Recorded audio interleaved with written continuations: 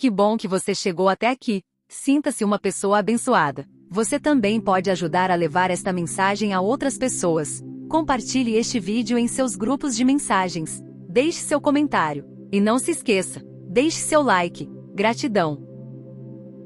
O desejado de todas as nações. Capítulo 72. Em memória de mim. O Senhor Jesus, na noite em que foi traído, tomou o pão, e tendo dado graças, o partiu e disse: Tomai, comei, isto é o meu corpo que é partido por vós. Fazei isto em memória de mim.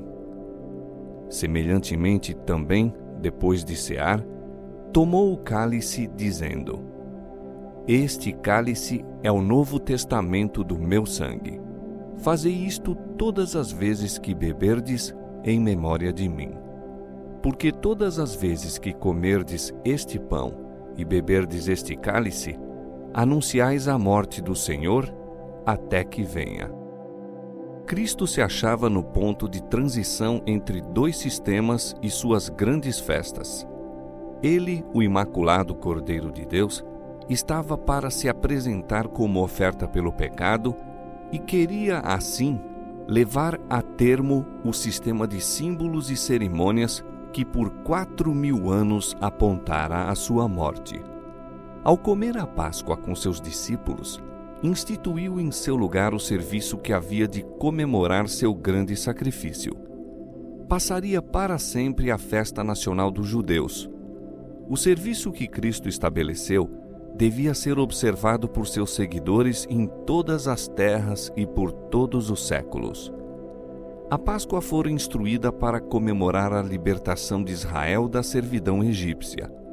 Deus ordenara que, de ano em ano, quando os filhos perguntassem a significação desta ordenança, a história desse acontecimento fosse repetida.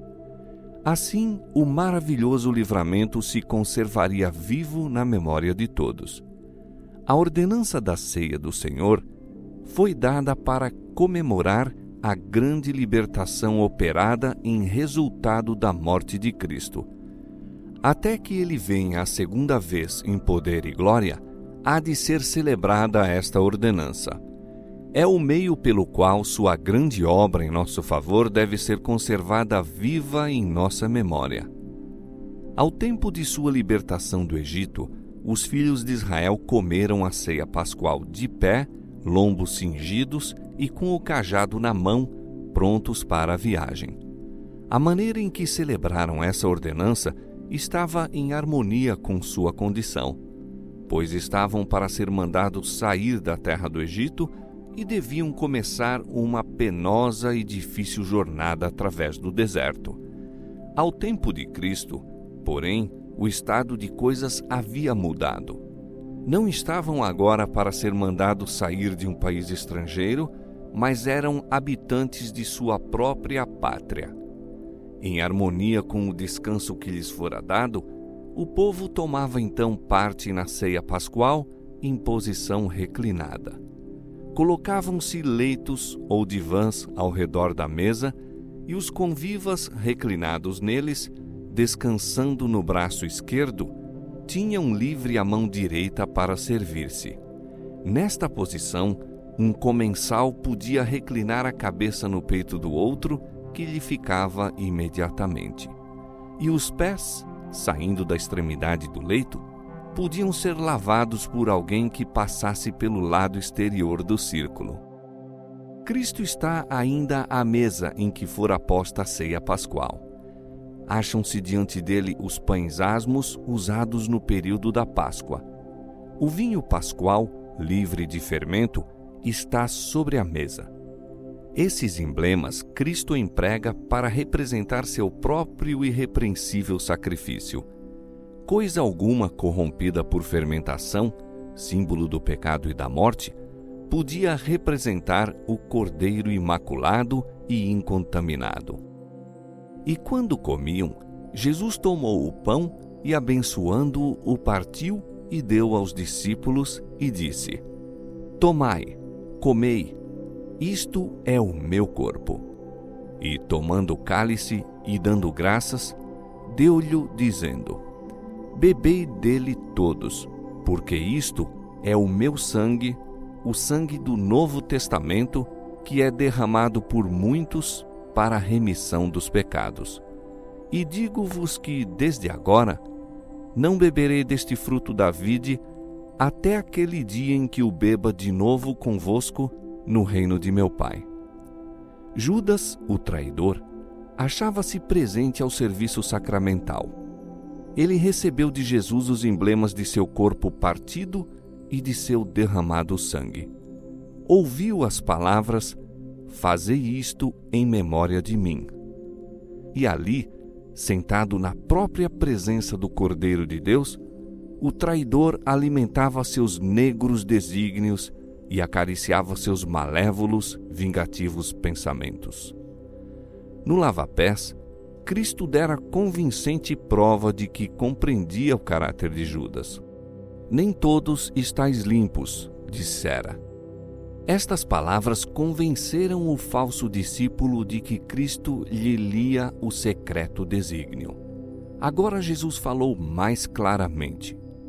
Enquanto estavam sentados à mesa, ele disse, olhando para os discípulos: Não falo de todos vós, eu bem sei os que tenho escolhido, mas para que se cumpra a Escritura: O que come o pão comigo, levantou contra mim o seu calcanhar.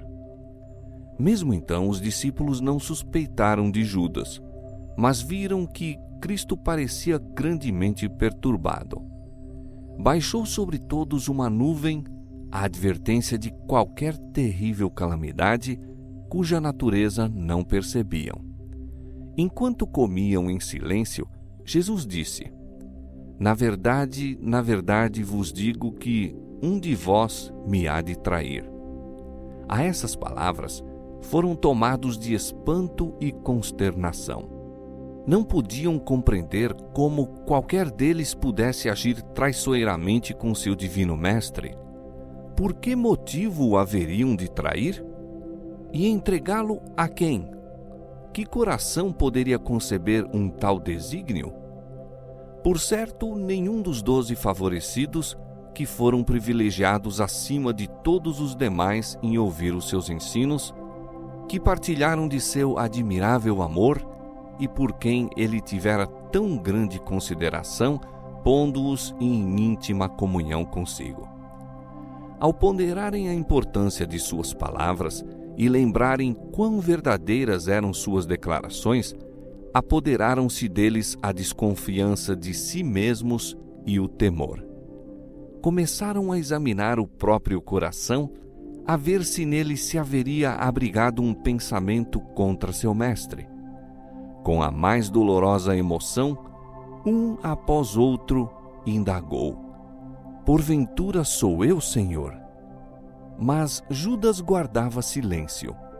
Em profunda aflição, João indagou por fim: Senhor, quem é? E Jesus respondeu: O que mete comigo a mão no prato, esse me há de trair. Em verdade, o Filho do Homem vai, como acerca dele está escrito, mas ai daquele homem por quem o Filho do Homem é traído. Bom seria para esse homem se não houvera nascido. Os discípulos haviam perscrutado atentamente o rosto uns dos outros enquanto indagavam: Porventura sou eu, Senhor? E depois o silêncio de Judas atraiu para ele todos os olhares.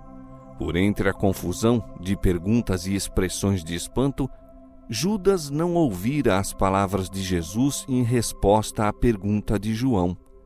Mas então, para fugir à investigação dos discípulos, perguntou como eles haviam feito: Porventura sou eu, Rabi? Jesus respondeu solenemente: Tu o disseste. Surpreendido e confuso ao ser exposto seu desígnio, Judas ergueu-se apressado para deixar a sala. Disse, pois, Jesus: O que fazes, falo depressa. E tendo Judas tomado o bocado, saiu logo, e era já noite. Noite se fez para o traidor ao sair ele da presença de Cristo para as trevas exteriores. Até dar esse passo, Judas não passara os limites da possibilidade de arrependimento. Mas, quando saiu da presença de seu Senhor e de seus condiscípulos, fora tomada a decisão final. Ultrapassara os termos. Admirável fora a longanimidade de Jesus no trato para com essa alma tentada. Coisa alguma que pudesse salvar Judas deixara de ser feita. Depois de ele haver por 2 vezes tratado entregar seu Senhor, deu-lhe ainda Jesus oportunidade de arrependimento. Lendo o secreto intento do coração traidor, Cristo lhe deu a última, cabal prova de sua divindade. Isto foi para o falso discípulo a derradeira chamada ao arrependimento. Não se poupou nenhum apelo que o coração divino humano de Cristo pudesse fazer. As ondas de misericórdia, repelidas pelo obstinado orgulho, volviam em mais poderoso volume de subjugante amor. Mas se bem que surpreendido e alarmado ante a descoberta de sua culpa, Judas apenas se tornou mais determinado. Na ceia sacramental, saiu para completar sua obra de traição. Ao proferir o ai sobre Judas, Cristo tinha também um desígnio misericordioso para com seus discípulos. Deu-lhes assim a suprema demonstração de sua messianidade. Desde agora vô-lo digo antes que aconteça, para que, quando acontecer, acrediteis que eu sou. Houvesse Jesus permanecido em silêncio, em aparente ignorância do que lhe havia de sobrevir, os discípulos teriam podido pensar que seu mestre não possuía divina previsão e se teriam surpreendido ficando entregues às mãos da turba assassina. 1 ano antes, Jesus dissera aos discípulos que ele escolhera 12 e que um era diabo. Agora, as palavras a Judas, mostrando que sua traição era plenamente conhecida por seu mestre, fortaleceria a fé dos verdadeiros seguidores de Cristo durante sua humilhação. E quando Judas chegasse ao seu terrível fim, lembrar-se-iam do ai que Jesus proferira sobre o traidor. E o Salvador tinha ainda outro intuito. Não privara de seu ministério àquele que sabia ser um traidor. Os discípulos não haviam entendido suas palavras quando dissera no lava-pés: Vós estáis limpos, mas não todos. Nem mesmo quando à mesa declarara: O que come o pão comigo levantou contra mim o seu calcanhar. Mais tarde, porém, quando o sentido disso ficasse claro, eles teriam motivo para considerar a paciência e misericórdia de Deus para com o que mais gravemente pecara. Se bem que Jesus conhecesse Judas desde o princípio, lavou-lhe os pés. E o traidor teve o privilégio de unir-se com Cristo na participação do sacramento. Um longânimo Salvador empregou todo o incentivo para o pecador o receber, arrepender-se e ser purificado da contaminação do pecado. Esse exemplo nos é dado a nós. Quando supomos que alguém está em erro e pecado, não nos devemos apartar dele. Não devemos, por nenhuma indiferente separação, deixá-lo presa da tentação ou empurrá-lo para o terreno de Satanás. Esse não é método de Cristo. Foi porque os discípulos estavam em erro e falta que ele lhes lavou os pés, e todos, com exceção de um dos 12, foram assim levados ao arrependimento. O exemplo de Cristo proíbe exclusão da ceia do Senhor. Verdade é que o pecado aberto exclui o culpado. Isto ensina plenamente o Espírito Santo.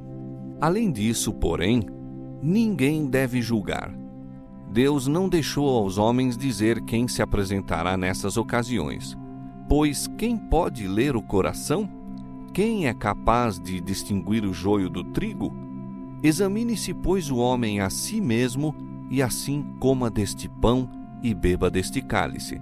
Pois qualquer que comer este pão ou beber o cálice do Senhor indignamente, será culpado do corpo e do sangue do Senhor.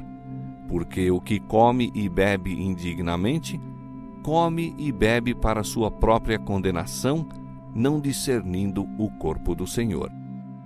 Quando os crentes se reúnem para celebrar as ordenanças, acham-se presentes mensageiros invisíveis aos olhos humanos.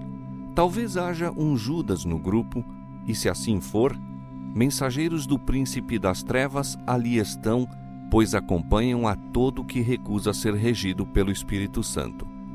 Anjos celestes também ali se encontram.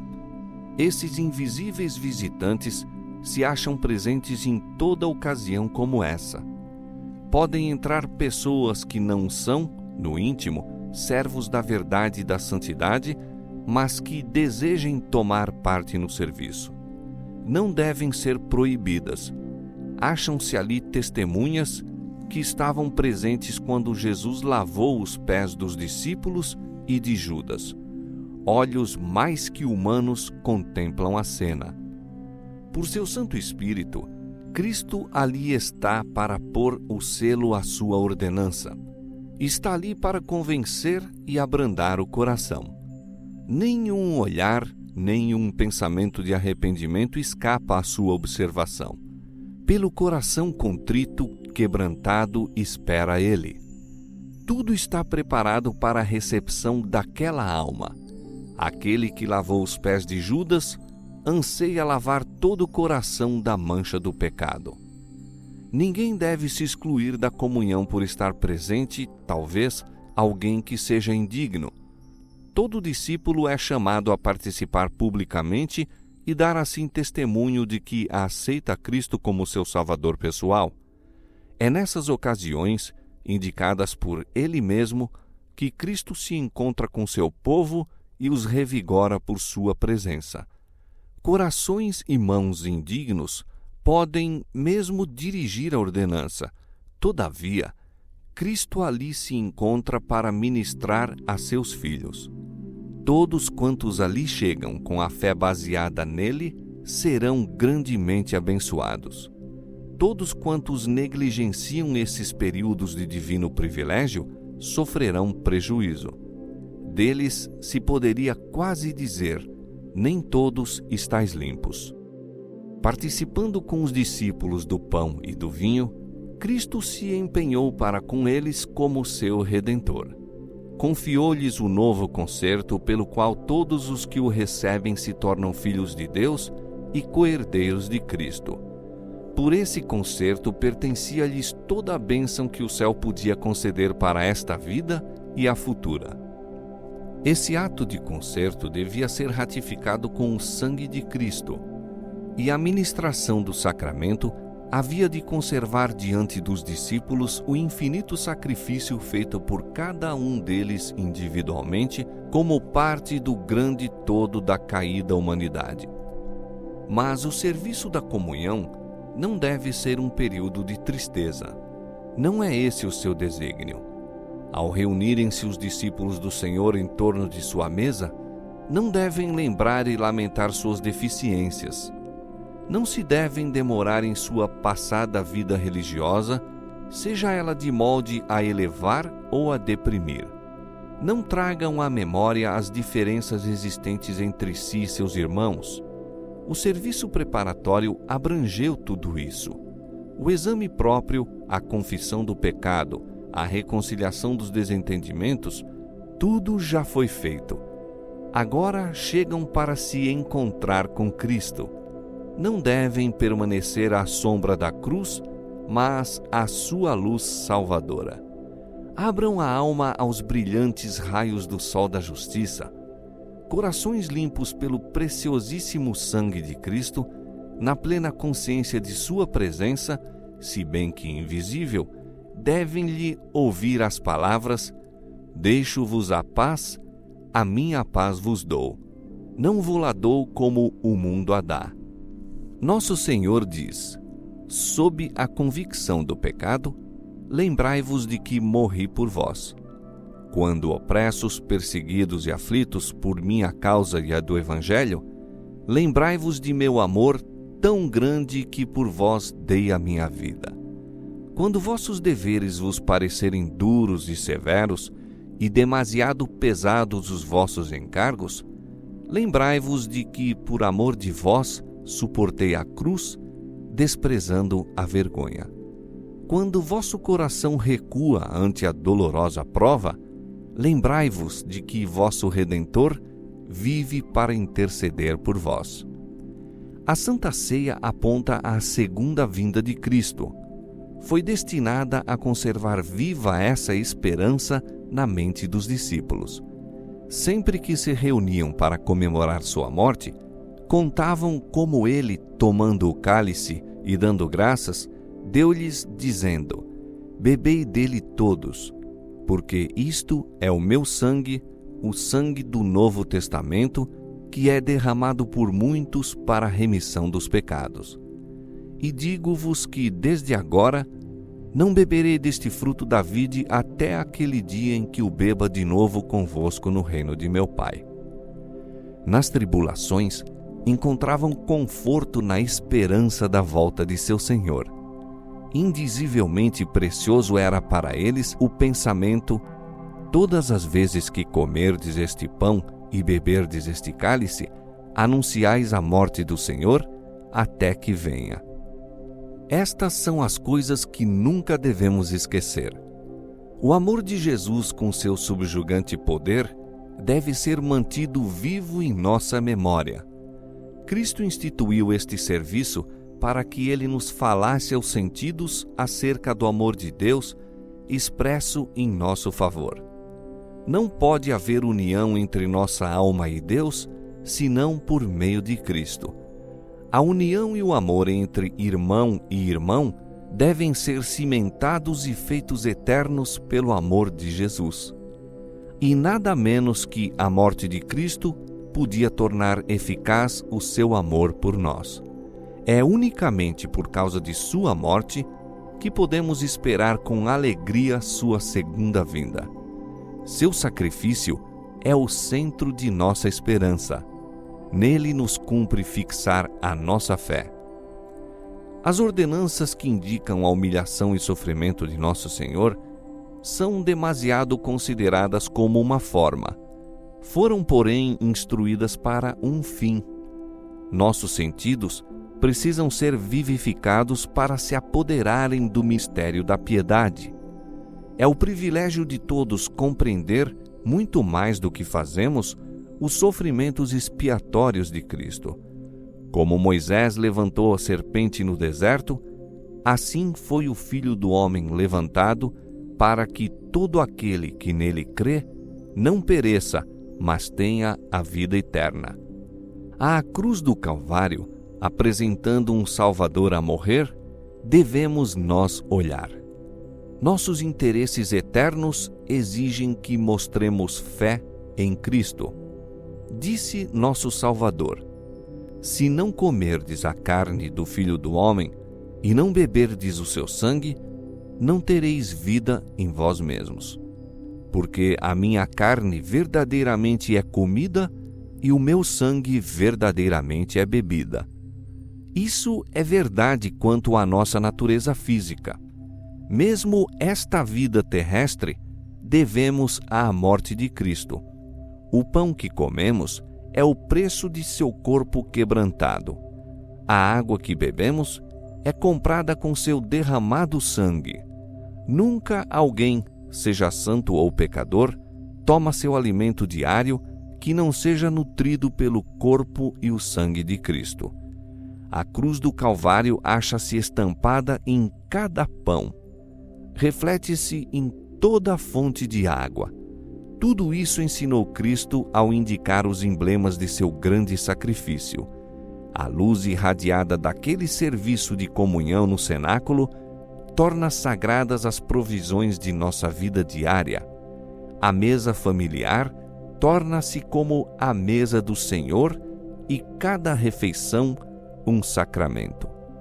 E quão mais verdadeiras são as palavras de Cristo quanto à nossa natureza espiritual. Quem come a minha carne e bebe o meu sangue tem a vida eterna. É recebendo a vida por nós derramada na cruz do Calvário que podemos viver a vida de santidade. E essa vida transmite-se-nos ao receber Sua palavra, fazendo as coisas que Ele ordenou. Tornamo-nos então um com Ele. Quem come a minha carne e bebe o meu sangue, permanece em mim e eu nele. Assim como o Pai que vive me enviou e eu vivo pelo Pai, assim quem de mim se alimenta também viverá por mim. Esta escritura aplica-se em sentido especial à Santa Comunhão. Quando a fé contempla o grande sacrifício de Nosso Senhor, a alma assimila a vida espiritual de Cristo. Essa alma receberá vigor espiritual de cada comunhão. O serviço forma uma viva conexão pela qual o crente é ligado a Cristo e assim ao Pai.